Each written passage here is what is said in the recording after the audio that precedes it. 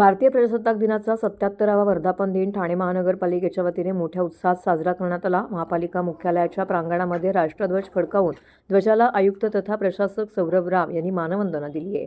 राष्ट्रगीत तसेच राज्यगीत झाल्यानंतर ठाणे महापालिकेच्या अग्निशमन दलाचे जवान, सुरक्षा दल आणि आपत्ती व्यवस्थापन दलाचे जवान यांनी राष्ट्रध्वजाला सलामी दिली।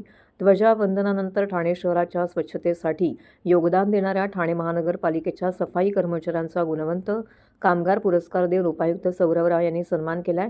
मुख्य स्वच्छता निरीक्षक शेयुराज कांबळे, उपमुख्य स्वच्छता निरीक्षक लक्ष्मण पुरी यांचा अनेक सफाई कामगारांचा या ठिकाणी सत्कार करण्यात आला।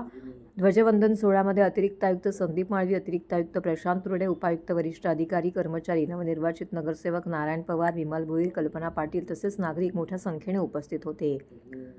यावेळी नरेंद्र बल्लाळ सभागृहामध्ये महनीय व्यक्तींच्या प्रतिमांना पुष्पहार देखील अर्पण करून अभिवादन करण्यात आले। त्याचबरोबर महापालिका क्षेत्रातील महनीय व्यक्तींच्या पुतळ्यांना पुष्पहार अर्पण करून अभिवादन करण्यात आले।